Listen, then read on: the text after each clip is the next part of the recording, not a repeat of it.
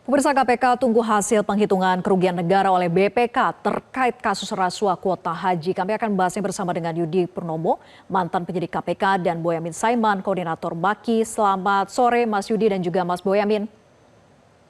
Sore, Assalamualaikum. Waalaikumsalam, terima kasih sudah bergabung. Saya ke Mas Yudi dulu ya. Mas Yudi, penetapan tersangkanya ini kan sudah lama, sejak 8 Januari 2026. Mengapa baru sekarang KPK beralasan bahwa kerugian negaranya masih dihitung oleh BPK? Mengapa ini seolah dibalik gitu loh? Bukankah kerugian negaranya dulu yang diketahui, barulah penetapan sebagai tersangka? Ya, saya duga bahwa ada hal yang sangat krusial ya antara auditor BPK dan penyidik ya, sehingga kemudian ketika KPK kemarin menetapkan sebagai tersangka, ya diduga akan cepat ya untuk kemudian melakukan pemeriksaan sebagai tersangka dan penahanan. Tetapi saya duga ada sesuatu yang alot ya di antara auditor BPK dan juga penyidik KPK ya, sehingga kemudian KPK ketika kemarin memeriksa ya tidak melakukan penahanan. Itu yang pertama. Kemudian yang kedua, bahwa dalam pengalaman saya ketika draft final ketika laporan hasil audit itu diserahkan kepada KPK, itu kan sebenarnya adalah formalitas ya, ketika sebelumnya penyidik dan kemudian auditor BPK sudah melakukan kata sepakat ataupun finalisasi ya terkait dengan hasil dari perhitungan selama penyidikan berlangsung terkait dengan kerugian keuangan negara.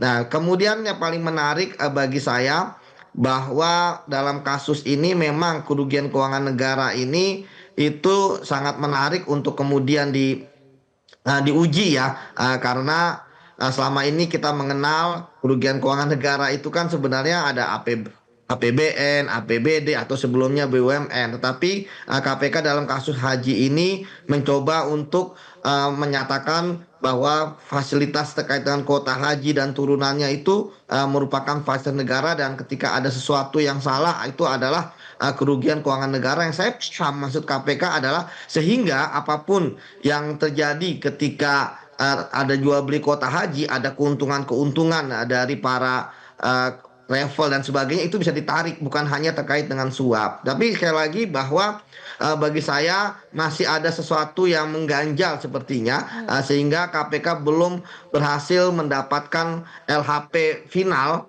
ya dari BPK ataupun dari auditornya terkait dengan berapa sebenarnya secara real ya kerugian keuangan negara. Apakah kemudian auditor memakai total loss, apakah kemudian memakai real cost dan sebagainya. Seperti itu, Mbak Vera. Iya, yang mengganjal dan alotnya ini apakah sumber-sumber yang sebetulnya banyak potensinya sehingga kerugian negaranya harusnya lebih besar daripada yang disangkakan?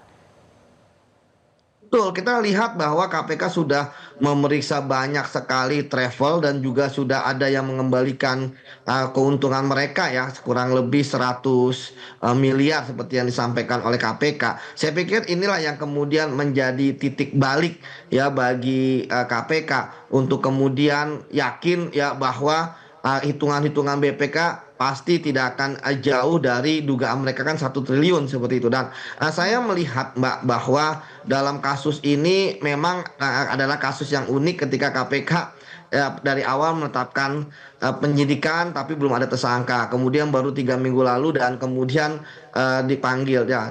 Dan kenapa KPK tidak melakukan penahanan ketika LHP belum diterima oleh mereka berapa final kerugian keuangan negara? Karena tentu tadi saya katakan bahwa ketika ternyata akhirnya tidak ada kata sepakat ya antara auditor dan kemudian dengan penyidik ya, tentu ini akan menjadi ganjalan. Tapi saya yakinlah bahwa pasti akan ada diskusi-diskusi antara penyidik dan auditor BPK dan sebagainya. Memang tidak pengalaman saya memang tidak harus satu visi dan satu frame ya antara penyidik dan auditor, tapi nanti ya pasti ada satu titik temu. Nah, seperti itu Mbak. Jadi ketika kemarin akhirnya KPK memeriksa Gus Yakut ya, bahkan bukan hanya Gus Yakut ya, kemudian sebelumnya kan ada satu tersangka lain ya, Gus Ale kalau tidak salah diperiksa juga kan tidak lakukan penahanan. Ya tentu saya melihat ya KPK agak harus segera mungkin nih ya penyidik KPK segera bertemu kembali dengan auditor BPK ya supaya finalnya segera didapatkan oleh BPK, karena saya lihat kan celah kerugian keuangan negara ini yang istilahnya di ini ya dijadikan argumentasi bagi pihak Gus Yakut ya dalam Oke. pembelaan mereka seperti itu, Mbak. Oke, saya ke Mas Boyamin. Perdana diperiksa Ya, sebagai tersangka tapi tidak ditahan. Menurut Anda ada apa di balik alasan KPK menunggu hasil penghitungan kerugian negara oleh BPK ini? hukumnya dulu Vera, bahwa Gus Alek itu diperiksa sebagai saksi terhadap tersangka YTQ. Terus kemarin juga Gus Yakut diperiksa sebagai saksi atas tersangka Gus Alek gitu. Jadi diperiksanya sebagai saksi masing-masing, cross check. Jadi belum pada posisi bisa ditahan. Ini kalau bicara hukum formalnya, hukum kuhabnya begitu. Kecuali nanti kalau sudah diperiksa sebagai tersangka. Gitu loh. Jadi biar clear dulu masyarakat ini kan memang ya kadang-kadang, loh sudah diperiksa kan statusnya tersangka, kenapa belum ditahan? Ya memang belum bisa ditahan karena kemarin itu di cross check saksi terhadap tersangka. Pemeriksaannya dua-duanya sebagai saksi, gitu loh. Baru nanti kalau sudah diperiksa sebagai tersangka, maka itu menjadi boleh atau diizinkan atau bahkan wajib untuk dilakukan penahanan. Kalau versi KPK penyidiknya sudah lengkap menunsur dan juga sudah kerugian negara selesai. Itu catatan pertama.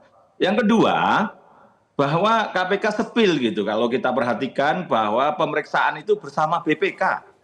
Artinya ini sebenarnya masing-masing saksi ini di cross check-kan biar didengar keterangannya juga oleh BPK untuk mendengarkan juga. Jadi KPK mengajak auditor BPK untuk juga meriksa apa yang tidak didalami dari dua saksi ini. Ini kan sebenarnya formalitas saja gitu.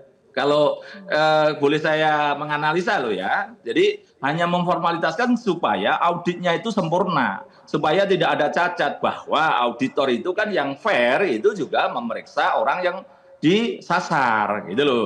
Apa penjelasanmu, apa keteranganmu gitu loh. Sehingga nanti akan dituangkan karena ini sampai level tertinggi audit perhitungan kerugian negara. Gitu. Bukan sekedar audit reguler, audit investigatif atau PDTT pemeriksaan dalam rangka tertentu. Ini lebih paling tinggi audit perhitungan kerugian negara. Jadi supaya merasa bahwa kalau dalam sistem audit swasta saja gitu si orang yang disasar itu juga ditanya bagaimana keuangan perusahaanmu ini kamu kelola gitu, dan pemegang saham akan puas kalau itu semua juga dimintai keterangan. Itu catatan kedua.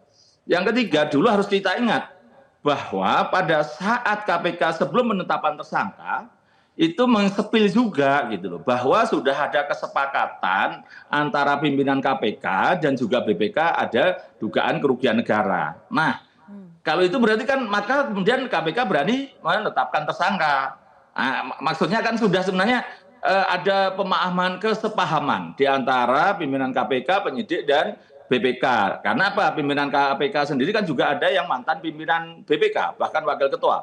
Pak AJP gitu. Nah ini yang saya kira proses yang kemarin itu pemeriksaan saksi untuk tersangka itu hanya untuk mendalami dan memastikan bahwa audit ini sudah dilakukan dengan cara benar, seperti persidangan dalam hukum pun juga diberi kesempatan untuk membela diri, memberikan keterangan. Dalam audit juga begitu, Vera. Jadi ini harus kita lengkapi ya. Terakhir ya saya biasa dulu pada bulan Mei karena belum penyidikan saya gugat pra peradilan. Terus kemudian pada bulan Oktober saya gugat pra peradilan. Ini nanti kalau tidak segera ditahan, ya pasti saya gugat pra peradilan lagi. Apalagi KUHP baru kita memungkinkan itu, sangat memberi pintu. Karena kalau dulu kan saya formula penghentian penyidikan secara diam-diam, itu kan karena mangkrak. Sebenarnya itu perdebatan, kadang-kadang dikabulkan, kadang-kadang tidak. Kalau sekarang kan pasal 158 huruf E itu mengatakan penundaan yang tidak sah menjadi objek pra peradilan. Nah sekarang dikasih pintu, saya semakin rajin untuk pada posisi menyasar supaya KPK bekerja benar. Soal nanti berikutnya sebelum Mas bahwa Boyamin semakin rajin, semoga KPK memang segera saja begitu ya untuk melakukan proses hukum selanjutnya.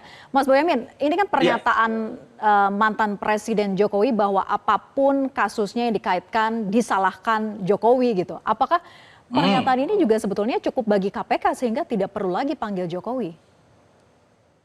Oh, masih wajib kalau Pak Jokowi dipanggil itu saya wajib. Karena apa? Untuk memastikan apakah yang dimain Pak Jokowi itu disalahgunakan atau tidak. Karena KPK kemarin kan mengatakan bahwa tujuan dari penambahan kuota itu diselewengkan. Nah, itu kan berarti penjelasan yang disampaikan dari KPK setelah memeriksa Dito Aryo Tejo. Gitu. Nah, tapi Dito kan waktu itu hanya ikut Pak Jokowi. Nah, seperti Bupati menginginkan adanya jembatan yang menghubungkan daerah terpencil.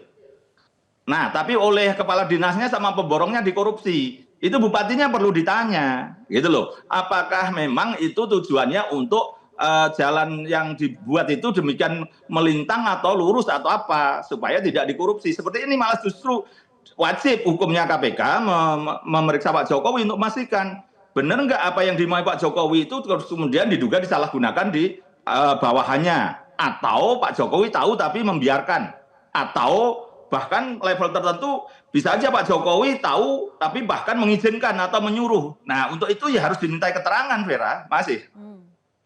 Oke, saya ke Mas Yudi. Mas Yudi, adanya lobi kuota oleh mantan presiden beserta beberapa jajaran menteri yang mendampingi tanpa ex Menak Yakut, itu yang disampaikan oleh Pak Yakut gitu ya. Apakah perlu sebetulnya KPK memanggil Jokowi untuk membuka kasus ini seterang-terangnya bahwa lobi itu diperuntukkan tadi, apakah sesuai dengan yang seharusnya?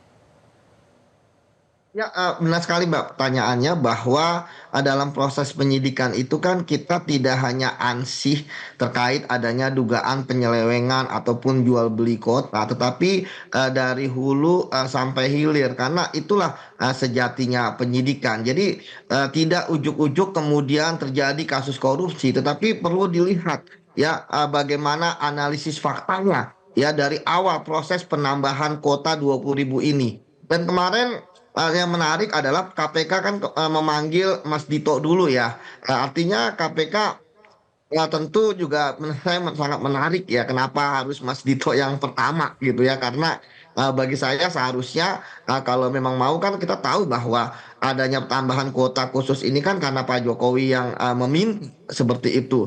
Dan di sini kemudian ya peran penting dari Pak Jokowi untuk kemudian menyampaikan ya sebagai satu warga negara ya karena dia menjadi satu orang saksi gitu ya, bagi saya sangat krusial ya karena memang salah satu yang menjadi eh, unsurnya KPK itu kan dalam perbuatan itu kan adalah pembagian 50-50 antara reguler dan kemudian khusus. Nah, apakah pada saat jadi saya melihat ada pertanyaan krusial ya kepada Pak Jokowi terkait dengan 20.000 itu sebenarnya ya untuk kuota yang seperti apa? Apakah memang 50-50? Apakah memang kuota khusus atau memang untuk haji reguler seperti itu, haji khusus atau haji reguler seperti itu Mbak. Jadi ya bagi saya tapi ya tadi kembali lagi kan ke penyidik, ya pasti penyidik akan ditanyakan, pasti akan melalui jubir menyampaikan tergantung kebutuhan penyidik dan sebagainya. Tapi saya katakan bahwa